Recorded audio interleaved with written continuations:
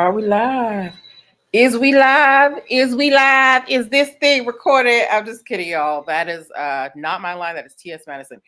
Happy Monday, you guys. Welcome to a very special edition of Who's Getting Sued This Week. I am reporting to you live from not winter. I am in St. Martin with my family. Hi, the Gab Society. Hi, Rhonda. I'm with my family in St. Martin, and originally I had not planned to do a show this week, but guys, so much happened that I couldn't let it sit, right? So we are just going to get right to it, and I actually have a guest host for you guys this week, all right? So, and then after we're done with the stories, if you guys want, hey, Fit Lawyer, I will give you a little tour of where I'm staying in beautiful St. Martin, okay? All right, so our first story tonight actually has deep cultural significance for me. If you guys did not know, I am of Haitian. I am having a wonderful time, Rhonda. Thank you. I'm of Haitian heritage, meaning my family is from Haiti. Both of my parents were born there. I speak Haitian Creole. It's the culture that I grew up with. If you are familiar with Haiti or Haitian people or anything having to do with Haiti, please give me a Haitian flag in the comments, okay? And send this to your Haitian friends. So if there is a style of music that is comes from Haiti called compa, right? Just like Jamaicans have reggae, Trinidad has soca, Haiti has compa and Duke and all of these, right? And just like every country has their stars, Haiti has their music stars, right? And this is a story of a music star who had kind of things happen to him along the same lines of Nipsey Hussle. Okay, so I'm going to show you this.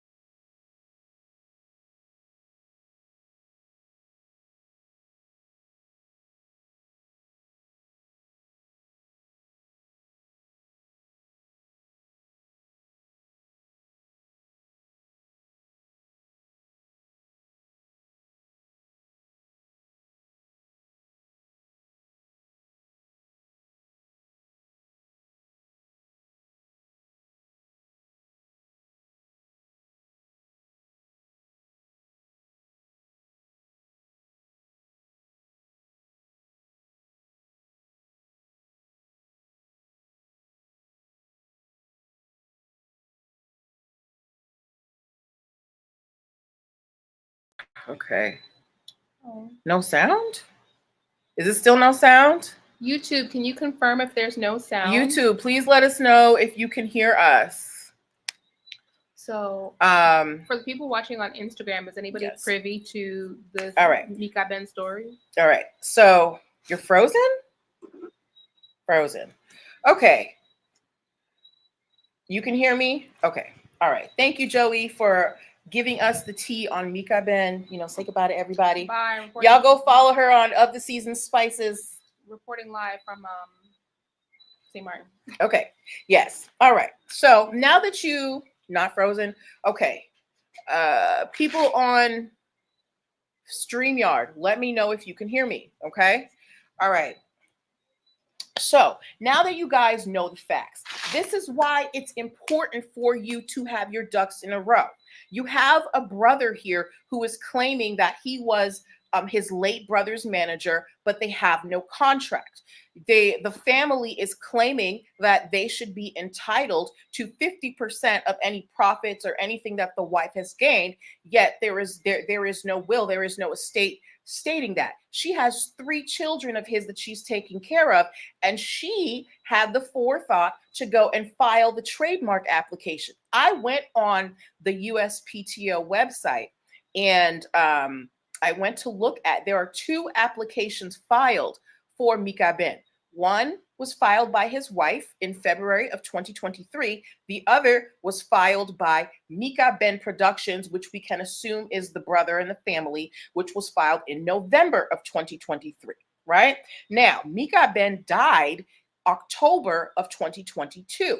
If you were Mika Ben's producer, manager, handling his bookings, why didn't you have all of this written out, right? So now there is a big rift in the family. The wife is being harassed, and this is why it's important for you to have your paperwork in order. Get your intellectual property together. Make sure you have the trademarks done. StreamYard, if you are watching, someone said that there is no sound. If you can hear me, please give me a thumbs up. So I know if you can hear me. If not, you know, I can leave out and come back in again. Okay. All right. So that story is just a word to the wise. That story is just a word to the wise, to you guys, to make sure that if you believe in your brand, if you are someone who is doing work out here under a name, a brand, you want to secure it. You don't want there to be an issue at your passing because you failed to secure your your trademarks and things. All right. So we wish Mika Ben's wife good luck and everything, and good for her for filing the trademark. And she's a nurse. She's no slouch. She make bank. How many of y'all know nurses out here? Okay. There is a dearth of nurses out here. Right. And she's a nurse, she's taking care of 3 children. She had the forethought to file the trademark, and it's her husband, not boyfriend, not baby daddy, not, that guy who I see sometimes. That was her husband. They went to the courthouse. They got the paperwork saying, we are one now. We are one. Okay. So yes, please. And again, I don't care. I've always tell you guys, you need to have your contracts written down. I don't care if it's your husband, your brother, your mama, your pastor. I don't care who it is. If you have business dealings with anyone, you need contracts. Okay. All right. Okay. So that is our first story of the night. Now let's move on to the US. Okay. All right. I'm going to show you guys a quick picture. Let me see if I can, because I realized for StreamYard, if I remove myself, you're not going to be able to hear me. So let me go here, go to my folders. Okay. So our next story is about a legendary boxing promoter. Who do you guys think I'm talking about when I say legendary boxing promoter? Okay. Tell me in the comments, who am I talking about when I say we are talking about a legendary boxing promoter. And when you hear Rumble in the Jungle, who do you think of? Who do you think of? Okay. Who do you think of? If you don't know who I'm talking about, we are talking about the legendary, yes, thank you, Round Noonish, Don King, okay? This is slowing down. Yeah, let me, hold on. No, we're not doing that.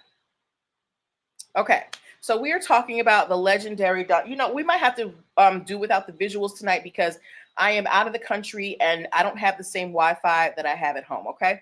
So, Don King, do we have any boxing fans here? If you're a boxing fan, give me some boxing gloves, okay?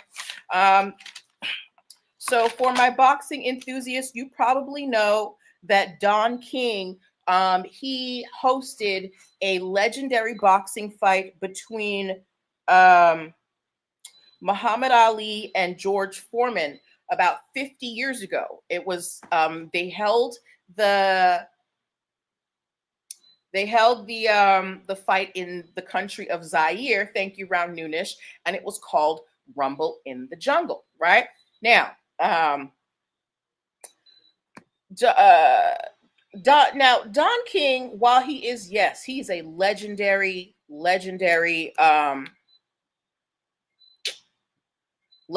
boxing promoter, but he has a very sketchy past. We've heard that he stole all of Mike Tyson's money, and boxing promoters in general do not really have good reputations, right? So here's the thing. Don King right now is 93 years old. How many of y'all have your grandparents, are blessed enough to have your grandparents around and they're in their 90s? If you do, give me some type of grandparent emoji, okay? So about a year ago, someone from a company called BYD Sports and Management, they started talking to they started talking to Don King. Just, like they were in the same industry and they were like, Don, the anniversary of Rumble in the Jungle. Yeah, they're like club promoters, girl. The anniversary of Rumble in the Jungle is coming up. We got to do something about this. What we going to do, right? And he's talking to Don and he's like, we're going to plan this, coming up with all of these plans, right? Now, the company, BYD Sports, they sent a proposal to Don King's media company, the people who handle his productions, in August of 2023, right? Now, nobody ever returned the proposal and said, let's do this. It's official. But BYD Sports kept talking to Don King, the guy who was ahead of it.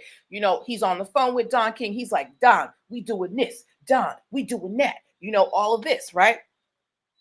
And they were planning a 50th year anniversary of Rumble in the Jungle. It was going to be called Rumble in the Jungle 2. It was going to take place in Nigeria.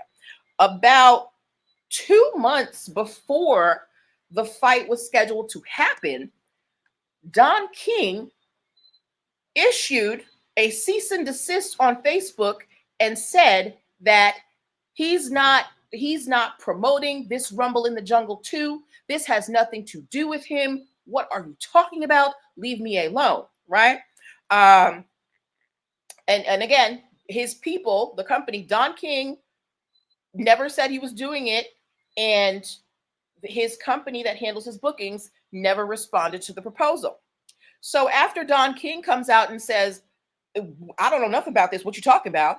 BYD Sports, they have filed a lawsuit against Don King, and they want $3 billion for defamation, fraud, and tortious interference. Now, guys, they also say that they have video proof that, Don King was down with this. It was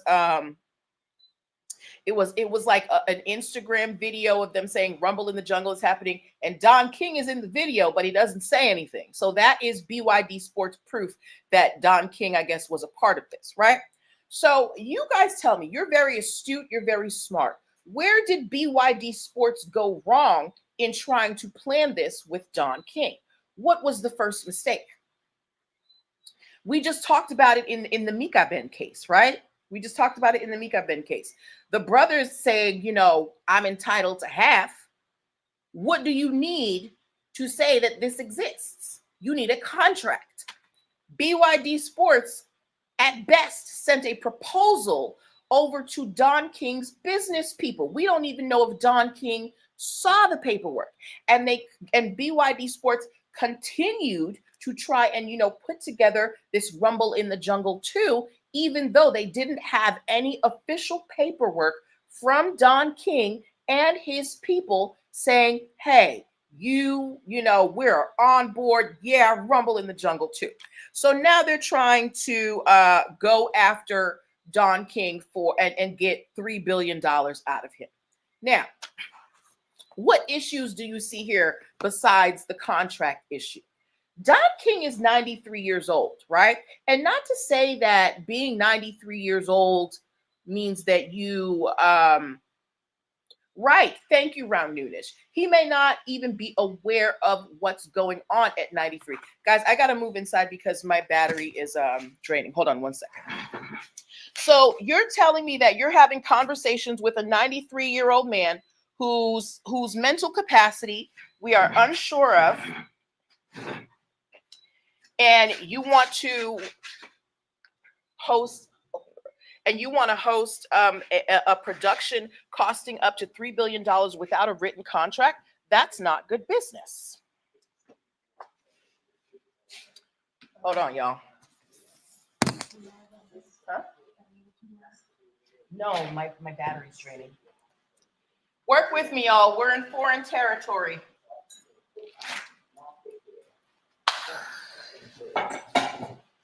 I didn't think I was going to do the show here, but, you know, when duty calls, right? Wow. Aren't you mature? Okay. So, like Round Nunes said, Don King might not even be aware of what's going on because he's 93 years old. When's the last time we saw Don King out in public? Can anybody tell me? When's the last time we saw him actually promoting anything? Does anybody follow Don King on social media? Let me know, right? Oh, I got to get my notebook. But just, you know, the crux of this lesson is that you need a written contract. Why would you plan an international event that is costing apparently $3 billion and not have a single signed piece of paper ready? Papi, you can mettre ça un petit bas pour moi, s'il vous plaît. Hold on, guys.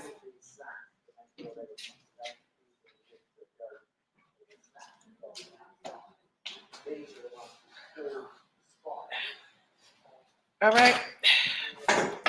right. So what do y'all think? Do you think that Don King holds any responsibility for for this lawsuit? Because he was speaking to this gentleman who wanted to plan the 50th anniversary of Rumble in the Jungle. Does Don King hold any responsibility for what happened? What do you think? Let me know what you think about that. Okay. Okay. Anybody? Okay. Moving on to our third story of the evening. Did anybody here watch The Family Hustle while it was on TV? T.I. and Tiny's reality show. Did anybody watch The Family Hustle? If you watch The Family Hustle, just put T.I. in the comments. Okay? You did? All right. So then Ron Nunes, you might be aware that Tiny specifically was managing a girl group called OMG Girls. And a company called MGA Entertainment, they released a line of dolls that very closely resembled the OMG Girls style. Do you guys remember us talking about this story? Do you guys remember us talking about Tiny and T.I. suing a doll company because they essentially copied the aesthetic of the girl group they were managing. If you remember that, just give me like the finger up emoji, okay? Now, T.I. and Tiny, you remember, they went to court and they won. Now, initially, they were awarded $71 million because, they had said, these people, they straight up stole our girl's style. We need compensation. And the court gave them punitive damages and treble damages. And what that means is that whatever money you lost or whatever damage you suffered, the court, if they feel like the people who did that to you, they did it on purpose, they can give you 3 times the amount that you are owed, right? So initially they got $71 million. Great payday, right? However, there has been an appeal and their award has been reduced to $17 million. Now, that's still nothing to sneeze at. I'll take $17 million. But the reason why it was reduced is because they said there was no proof that MGA directly copied from T.I. and Tiny's girl group. So while the judge said, yes, there are similarities here, and, we think there is some damages, we don't think that there is enough willful interference here that you are merited $53 million. But Round Noonish said, but I think T.I. and Tiny got their ideas elsewhere first. Round Noonish, there's nothing new under the sun. It's all about how you spin it and how you present it. There are tons, like, we talk about bread in the grocery store. When you go to the grocery store, you go to the bread aisle. There's hundreds of different types of bread. It's all bread, but it's all presented differently. There might be something, something slightly different, right? But T.I. and Tiny's OMG Girls was distinctive enough that, they were able to get this $17 million payout. So understand that treble damages, they're great, but you have to be able to prove that the party who has infringed on your trademark, they are doing so willfully, that you have let them know, and they have just basically been like, girl, I'm not listening to you right now, okay? So good luck to T.I. and Tiny. $17 million still is nothing to sneeze at, all right? Okay. Before we move on to our next story, I want to remind you guys that you are watching Who's Getting Sued this week. This is an abroad edition. I am in the Caribbean right now, but I had so many things to talk to you guys about that I could not do a show this week. All right. So there might be some snafus and things because it's not my regular setup, but please bear with me. All right. Okay. Our next story of the evening. Do we have any golfing fans here? If you play golf, give me a golf club emoji. And if you have heard of a guy by the name of Tiger Woods, you might not know who he is, but if you know who Tiger Woods is, give me a tiger emoji in the comments. Now, if you didn't know, now when Tiger was at his peak, I think he was sponsored by Nike for almost 20 years, right? So Tiger, he was the face of Nike golfing. But of course, all things come to an end, and Tiger has left I don't think he does golfing professionally anymore, but he has recently released his own line of golfing attire and sporting goods called Sunday Red. I do need to show you guys the visuals for this because it is important. Okay. So StreamYard, bear with me. Instagram. So this is the Puma logo, and this is the Tiger Woods logo. Okay. StreamYard, let me share this with you.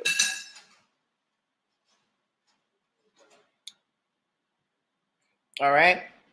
So this is the Tiger Woods. On the left is Puma. On the right is the Tiger Woods logo. Now, Tiger Woods' label is called Sunday Red. Okay, it's called Sunday Red.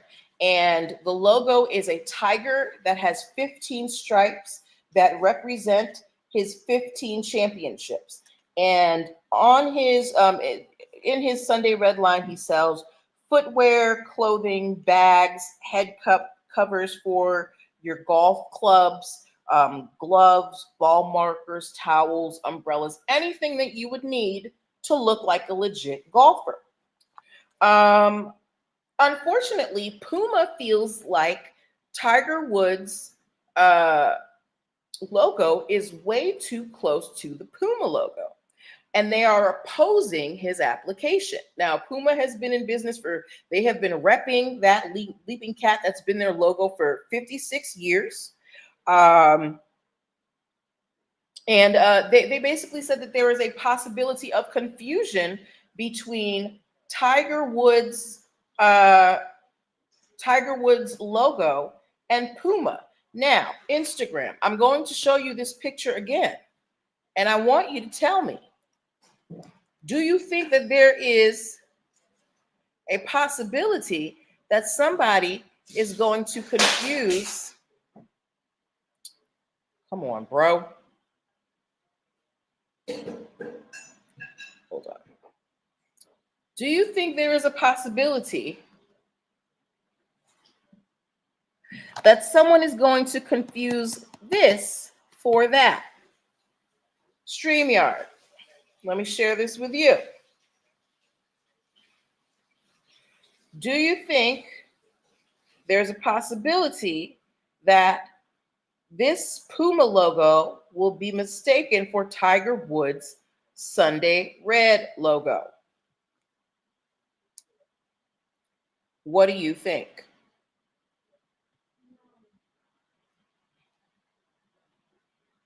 Now, personally, I don't see the similarities. Yes, they're two cats.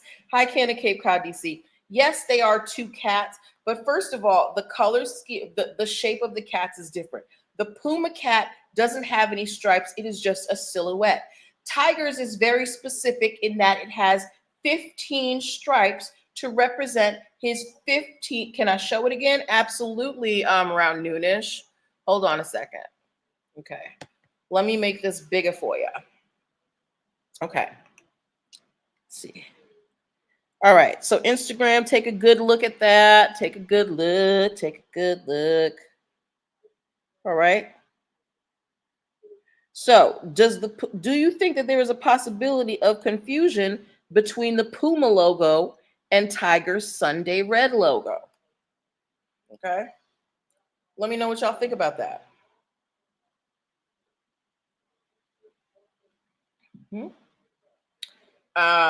Me personally, I don't think that there is that big of a possibility of confusion, but I can see where Puma might be like, just in case there's an issue, let's just, put more, put a little asterisk on there.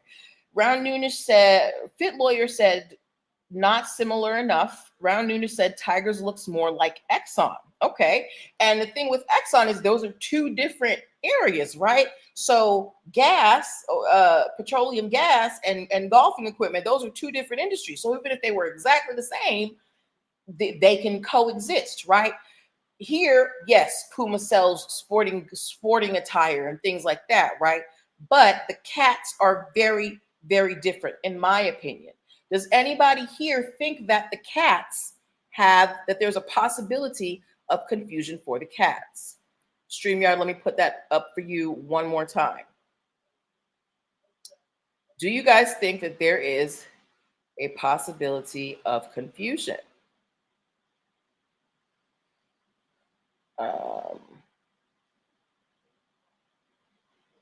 Yes. All right. So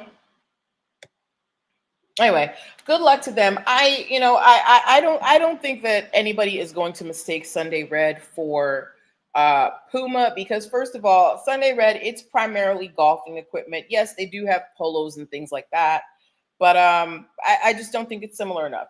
Round Nunes said there's no confusion. Puma's cat isn't the same. I don't think so either. I think they were just trying to hedge their bets here and, just make sure, just in case. I think this was sometimes it is a case of trademark bullying. I don't think this is a case of trademark bullying. I think they were just like, look, just in case, we want to let it be known that this is not part of Puma. Okay? So good luck to everybody in that. Our next story. Ooh, okay. Do any of you guys own a Stanley Cup? If you own a Stanley Cup, please give me a cup, some type of cup emoji in the comments. If you own a Stanley Cup, give me a. If you own a Stanley Cup, give me a cup emoji in the comments. StreamYard, you can see this cup right here.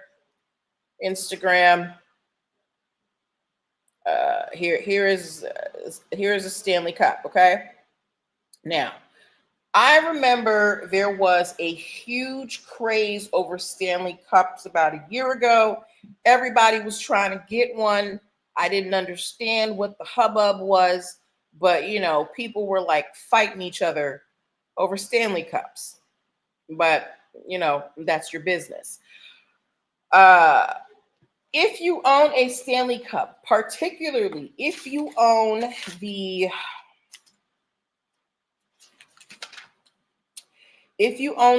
of the travel mugs, meaning the switchback and the trigger action cups, these two travel mugs Stanley Cup has issued a recall because people are getting burn injuries from faulty lids.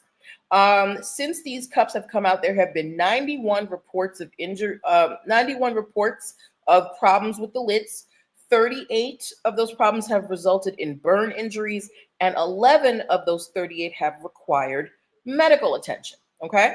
Now, if you want, if you're committed to your Stanley Cup, you can call the company and get a new lid.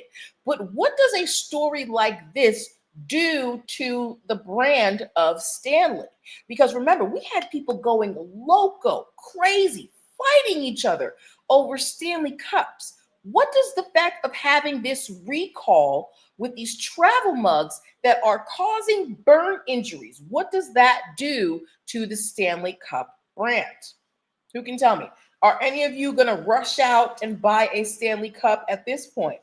Round Noonan said, and they have the nerve to be $40 for a cup? Excuse me. I will go to Ross and get me a knockoff for $5.99. All right, but okay, so they're selling these $40 cups, and there's a possibility that I'm going to get a burn injury. What does that do to their brand quality? How does that make them look in the eyes of the public, right? People have been spending up to $40 on a cup that they think is sturdy and fashionable, and it might put you in the hospital, right? So this is a prime example of brand tarnishment because the quality of your product has diminished. How many of you guys remember when Shea Moisture, they sold the company and they changed the formula and people were complaining about how Shea Moisture was doing their hair, right? Because they did something different and it wasn't providing the results that people wanted. Having a Stanley Cup whose lid is going to pop off and maybe pop you in the eye and give you an unwanted brand, that is something that is going to really just damage your reputation out here as a business. So if you are selling an item that is supposed to be a quality item, you want to make sure that it is truly quality. I don't know where in the process they were testing these cups, but if you have the nerve to be selling these cups for $40, I want you to do a 200-point inspection, just like they do on my vehicle at the car auto place.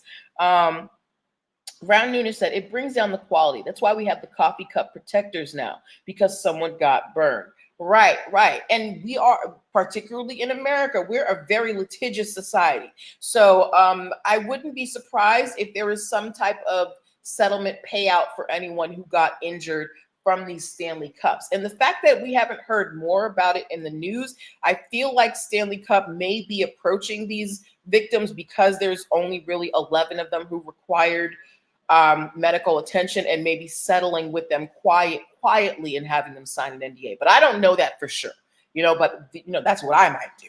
But be careful with your Stanley Cups out there, okay? Tell your Stanley Cup enthusiast friends.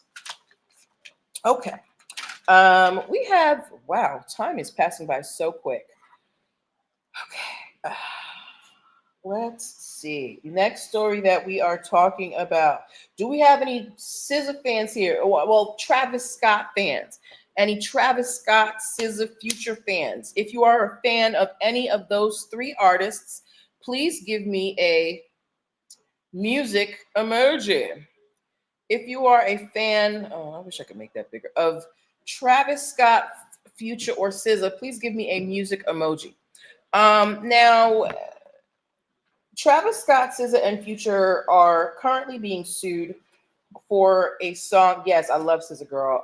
The Control album was crazy. So last year, Travis Scott, SZA, and Future released a song called Telekinesis. This song spent 11 weeks on the Hot 100. I did not hear this song. I put it in the polls yesterday. I asked you guys if you had heard of the song. Nobody heard of it. I guess it didn't do that well, but it was a hit song by three top artists, Travis Scott, SZA, and Future, right? The problem is this song, Telekinesis, it sampled a song from an artist by the name of Victoria Boyd. Victoria Boyd, she is a Rock Nation artist. In 2019, she released a song called Like the Way It Sounds. Okay. Now, again, she's a Rock Nation artist. Rock Nation, they've got connections with people.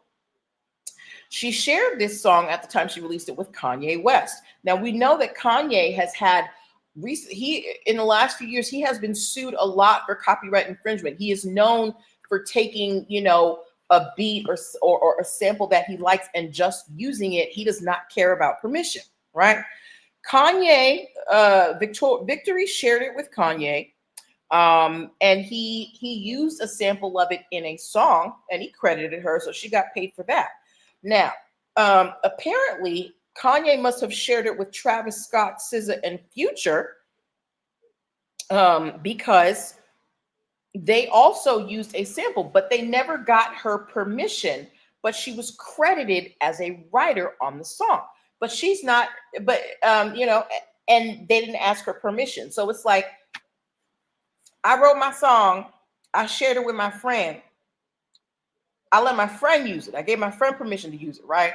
My friend goes and shares it with their friends who I did not give permission to use my song, and they use my song. Now they give me writing credit, but I didn't say you could use it.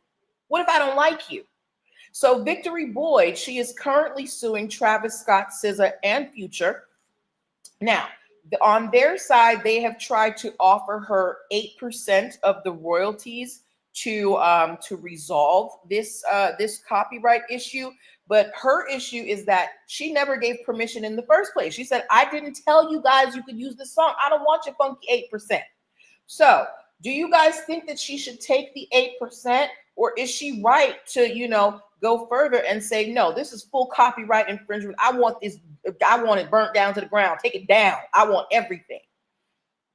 They are offering her something. They're not ignoring her. They're offering her 8% of the royalties of that song.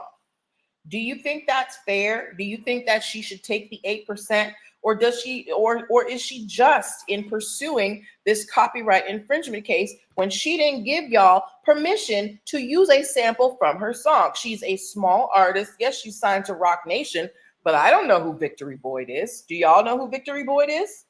So what do you think about that? Should she take the 8%, or should she continue with this lawsuit? Round Noonan said, question, does mailing your original work to yourself still hold up in court as a copyright? Absolutely not. Great question. There used to be this idea of the poor man's copyright, but guys, intellectual property has exploded in this day and age. So the Copyright Office is not accepting poor man's copyright. If you really want to protect your creations, your songs, your books, your artwork, you need to get an official copyright, because the court is not even going to listen to you if you do not have an official copyright, okay? So please make sure that you have that in order. But Victory Boyd, she had that in order. She's got her copyrights. But her thing now is, but what I'm asking you guys is, do you think that she should take the 8%, or should she pursue this, as full copyright infringement? She don't want to settle. She wants to take this to court. Should she take the 8%, or should she go all the way to court? I want to know what you guys think. StreamYard, it frightens me that you're so quiet. So let me know what's going on. Okay. So personally, for me, it might depend on what my situation is as an artist. I don't know where Victory Boyd is in her career. But and again, the song spent maybe 11 weeks in the Hot 100. That's not very long. So who knows how many royalties she might even get from that song. Brown Noonish is saying take it all the way to court. Anybody disagree with her? Anybody agree with her? I actually think she should take it all the way to court, because she could probably get more than that. I remember, was it Julie Andrews? Ariana Grande used a snippet from Raindrops on Roses and Whiskers on Kittens, and that was written by Julie Andrews, and she didn't get the permission. And now every time that song gets royalties, they got to pay Julie Andrews 90%, right? Because they didn't get her permission. Yes, your work is your work, absolutely. But if you want that work to be legally protected, you want to get a copyright, okay? And it's only $65. So think about that. Think about the money that your work can generate. Is that worth protecting for $65? I think it is, right? Okay. So high wisdom to grow. So we wish Victory Boyd, success in her musical career. I do think that she should take this to court, because we don't want. My hair looks crazy, y'all. I'm having a great time swimming, so the edges is not laid, but it's okay. But yes, I think that she should take this to court, because you don't want larger entities to think that they can just, throw money at the problem and make it go away. Sometimes you can, but sometimes you can't. For some people, it's more about the art and the principle of it than the actual money. Plus, there's not really that much money in royalties these days. The song spent 11 weeks on the Hot 100. You're getting 8% of the royalties. How much does the average top artist get in royalties from a song, right? So do your thing, Victory, right? Okay, now speaking of copyrights, do we have any Swifties in the house? If you're a Taylor Swift fan, give me a guitar emoji. Apparently she plays guitar. If you like, I like some of her songs. I wouldn't say that I'm the biggest Taylor Swift fan, but she has some good songs. Bad blood. Bad blood. And then she has that other song. Obviously, I don't know the words, but she can make a good tune. All right. So Taylor Swift, whether or not you care for her as an artist, she is a very smart businesswoman. Okay.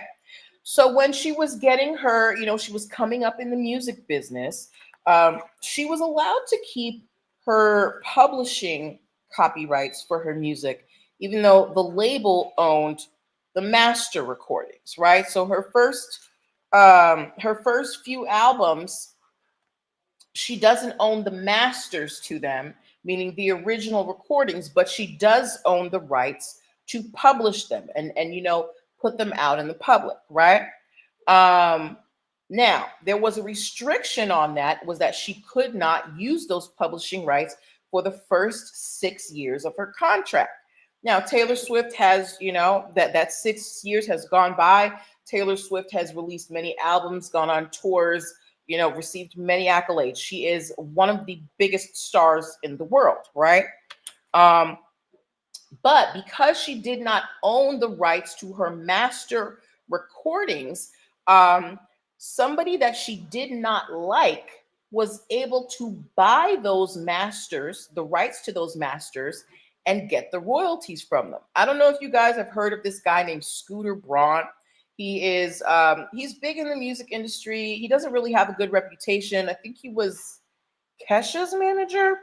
And she claimed that he like abused her, all of this stuff, right? Anyway, Scooter Braun purchased Taylor Swift's master recordings and was getting the royalties for that. And Taylor Swift was like, I hate that guy. So what did Taylor do? She's like, well, I don't have to, that 6 years is up for the publishing. So all of the master recordings that Scooter Braun purchased, she re-recorded those albums. And she said to my fans, hey, these are the Taylor versions. If you're really my fans, you want to go out and get this re-recorded music, because she does not want that guy, Scooter Braun, to make any money off of her work. So this is very smart on Taylor Swift's part, that she's using her publishing copyrights to take the music out of his hands and put it back in hers. Because a true Taylor Swift fan, they're not going to like Scooter Braun if she doesn't like Scooter Braun. So they're going to say, let me go download, the new version of that first album of Taylor's that I love, because she's my girl and I want to make sure that she gets her royalties. So when you are a musician, it is very important that you understand the different aspects of copyrights that you have. You can have publishing, you can have sound recording, you can have them there. We talked about it at the when I restarted the show. There are like 7 different types of copyrights you can have in the music industry. I don't have them off the top of my head right now, but understand, as a musician, there are like 7 different types of copyrights that you want to think about for your music. Taylor, she used her copyrights to, undercut somebody that she didn't like. She said, no, you ain't making no money off me. I'm going to re-record this and my people's going to buy it. All right. So, kudos to you, Taylor, for using intellectual property to, to assert yourself. All right. Now, we have 2 more stories and then we are done for the evening, and I'm going to get back to my vacation. Sporting fans, do you guys know who Skip Bayless is? If you know who Skip Bayless is, give me a thumbs up in the comments. Okay. Skip Bayless is apparently he's a famous commentator. I've heard the name Skip Bayless. I didn't. Will that work for comedy writers as well? Okay, so round noonish. The thing about comedy is you cannot copyright a single joke. That's why you find that a lot of comedians, they will do a whole monologue, because that is something that you can protect through copyrights. So if you, when you have, when you hear those long, what is it? The Dave Chappelle, how many of y'all remember the Dave Chappelle Sesame Street joke, right? That's a monologue. So that's something that can be copyrighted. But if it's like a one-liner, why did the chicken cross the road to get to the other side type thing, that's not able to be copyrighted. It's too short, right? But that's a very good question. Long monologues for comedy can be copyrighted. But if it's just a one-off joke, no. Okay. All right. Yes. So Skip Bayless, round noonish, you are a sports enthusiast, so I'm going to assume that you know who Skip Bayless is. Those of you who don't, he is a very famous sports commentator. Skip Bayless is currently being sued for sexual harassment at work. Okay. Now, the reason why I'm bringing up this story is not because of the sexual harassment. It is because, so apparently a hairstylist at ESPN or Fox Sports or wherever he worked, said that, he was harassing her at work and offered her $1.5 million for, to be intimate with him at work. And she's like, no, ew, you're gross. Okay. Now, I'm not bringing it up for that. Why I am bringing it up is because you cannot have a contract for illegal services.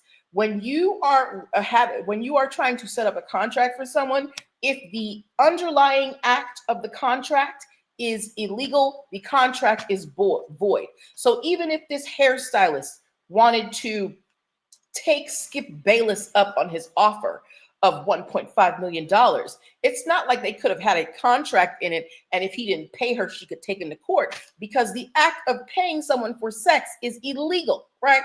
But the hairstylist said, look, I don't even like you. You're gross. Leave me alone. So now she's suing him for sexual harassment. But what I wanted to do was bring this up to show you that you can't just have a contract for anything. You can only have contracts for things that are legal. So if you have contracts for drugs, selling drugs, that's illegal. Weapons, selling intimate services, all of that is illegal unless you're in the state of Nevada. And it's a void contract right off the bat. I don't care what they're offering you. That's probably why crime pays so much, because there's no legal recourse. But I digress. But anyway, so understand that when you have contracts, you cannot have contracts for illegal activities. All right. And somebody should throw the book at Skip Bayless. By the way, the hairstylist, her name is Nusheen Faraji. Yes. Okay. And our last story of the evening. This one I think is kind of funny. Actually, it's not funny. It's this is another case of why you need to secure your intellectual property. How many of y'all are Isaac Hayes fans? Isaac Hayes, he has had many careers in music. He was a big music star in the 70s, I want to say. He was chef on South Park. He's done a lot. If you know who Isaac Hayes is, give me a sunglasses emoji. Okay? Yes. Now, during the last campaign, 47, who I am going to be calling Toupee Fiasco for the next 4 years. Somebody on Threads called him Toupee Fiasco. When I tell you, I laughed for a hearty 10 minutes. So during the political campaigns, 47 was playing all types of people's songs without their permission, including, what is this? Okay, I can't find the picture that I wanted to show you, but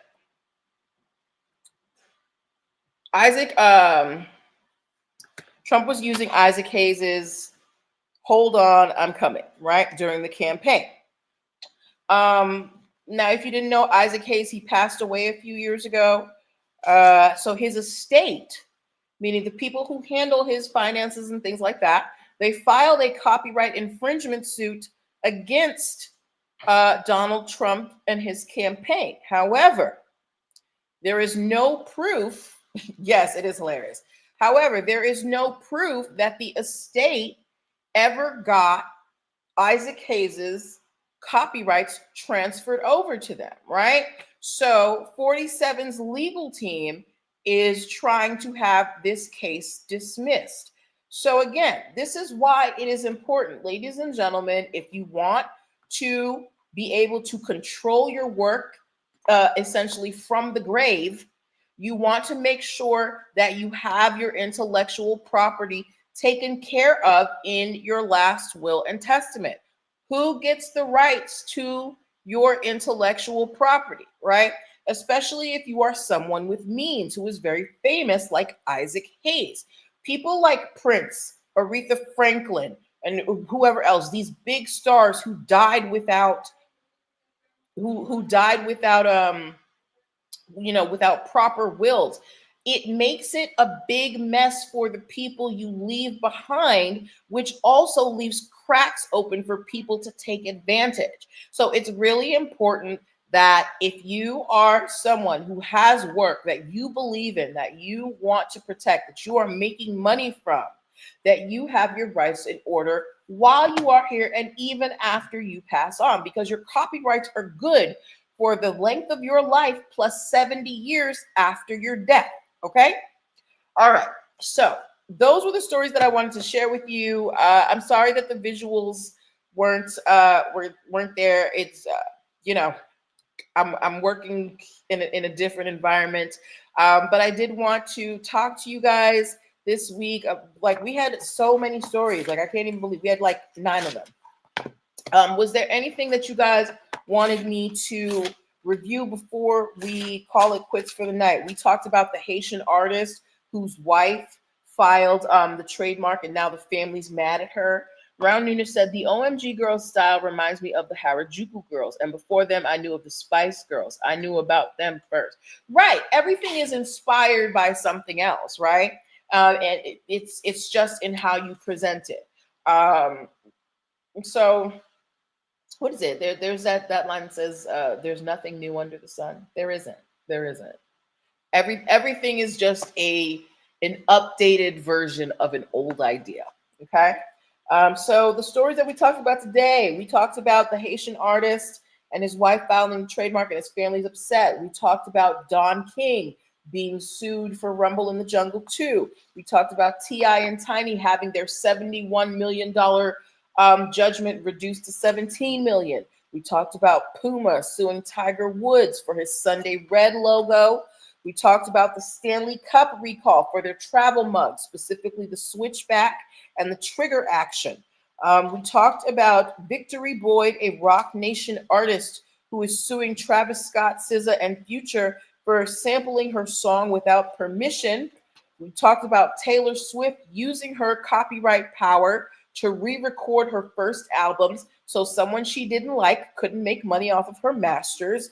And we talked about Skip Bayless being sued for sexual harassment at work because he offered someone $1.5 million to have sex with him at work. And our last story was about Isaac Hayes' estate having to refile their lawsuit against Donald Trump because they failed to establish that they actually do have Isaac Hayes' copyrights. All right. So those were the stories that we talked about today. If you guys have any questions about them, please, feel free to put your questions in the comment box.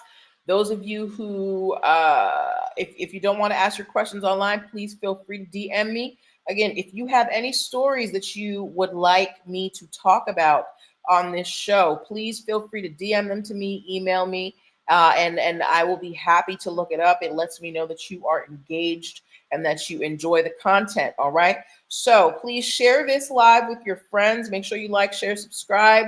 And I will see you guys next week. I was going to give you a tour, but it's dark and I'm tired. So but I'm going to let y'all go be cold. I'm going to go be warm. Bye, guys.